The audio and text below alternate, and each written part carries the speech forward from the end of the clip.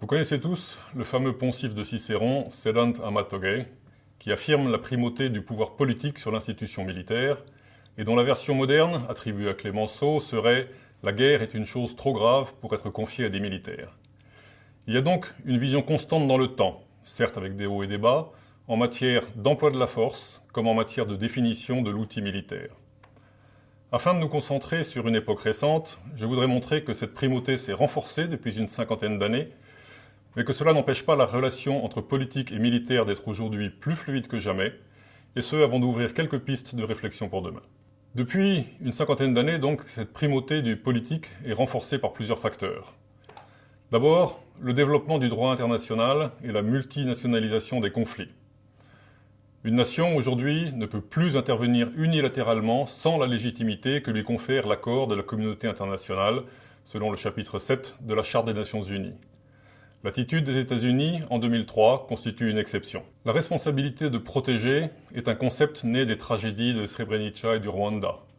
Le sommet des Nations Unies de 2005 a acté le fait que s'il y a une responsabilité souveraine des États dans ce domaine, quand ceux-ci sont défaillants, elle revient alors à la communauté internationale. C'est cette décision qui a été utilisée à l'appui des interventions au Darfour dès 2006 et dans beaucoup d'autres depuis, dont la Libye en 2011.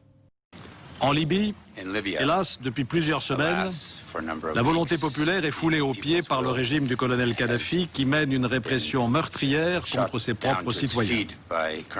C'est la raison pour laquelle l'Assemblée générale des Nations Unies, sur recommandation du Conseil des droits de l'homme, le 25 février dernier, a suspendu la Libye de ce Conseil.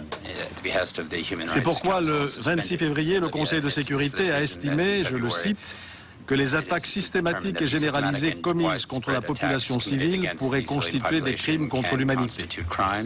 Par sa résolution 1970, adoptée à l'unanimité, il a rappelé que les autorités libyennes ont la responsabilité de protéger le peuple libyen.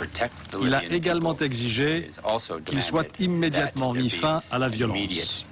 Un deuxième facteur est l'évolution du phénomène de guerre qui renforce le poids du fait militaire dans les relations internationales. Après les deux grands conflits mondiaux de 14-18 et 39-45, il y a la guerre froide avec cette interdiction de la guerre par la dissuasion et malgré tout quelques conflits par proxy. Et aujourd'hui, de nouvelles formes d'interventions armées, le terrorisme international, des crises larvées, des missions d'imposition de la paix et de stabilisation, etc. Ensuite, l'utilisation croissante du soft power, avec comme corollaire une restriction du recours à la force, et dans les pays européens, une réduction historique des formats et des budgets militaires. Par ailleurs, on peut noter aussi le poids des médias, qui ont aujourd'hui les moyens de diffuser largement et instantanément des informations et des images des conflits, et rendre ceux-ci à la fois plus présents dans la société civile, ce qui impose également une présence politique plus forte. Également, la judiciarisation de la société joue un rôle dans ce domaine. Les prévôts et les tribunaux militaires ont existé depuis des siècles pour lutter contre les actes répréhensibles commis par les gens en uniforme. Mais on voit aujourd'hui des tribunaux civils amenés à juger de la validité même d'un ordre ou d'une action militaire, de la prise de risque, etc. Toutes choses qui auraient été inconcevables il y a peu. Le meilleur exemple qui puisse venir à l'esprit, ce sont les conséquences de l'embuscade d'Uzbin en Afghanistan en août 2008. On note aussi un effacement progressif des militaires de la scène publique, au point qu'il a fallu inventer ce concept que je juge absurde de lien armée-nation. Les armées ne sont-elles pas en effet issues de la nation? Ainsi qu'une moindre connaissance de la chose militaire par les dirigeants. Cette fragilisation, elle est le résultat de deux phénomènes. D'abord, la perte de visibilité de la fonction militaire dans la société. Il y a moins de garnisons, de moins en moins d'officiers généraux à des postes de responsabilité hors armée, des élus au Conseil d'État, à Cour des comptes, au SGDSN, etc. Et puis deuxièmement, la professionnalisation des armées et la suspension du service militaire ont eu plusieurs effets. Je propose donc que le service national que nous connaissons aujourd'hui soit supprimé dès le 1er janvier 1997 et qu'il cède la place à des volontariats. Un amoindrissement de la portée du rôle social de l'officier, cher à Lyautey, un changement du regard politique avec une vision plus économique des garnisons et non plus sociétale. Et troisièmement, une absence chez les décideurs de connaissance de l'intérieur de la chose militaire. Mais côté très positif, la légitimité politique de l'action d'un soldat français en opération extérieure découle du poids même, du poids politique des décideurs.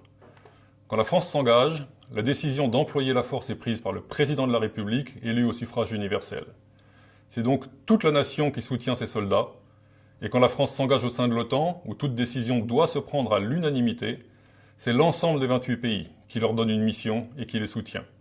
Il y a là un facteur de crédibilité, mais aussi un facteur psychologique qu'il ne faut pas négliger. Tous ces facteurs que nous venons de voir, qui se sont accumulés depuis une cinquantaine d'années, ont donc contribué à renforcer la primauté du politique sur le militaire.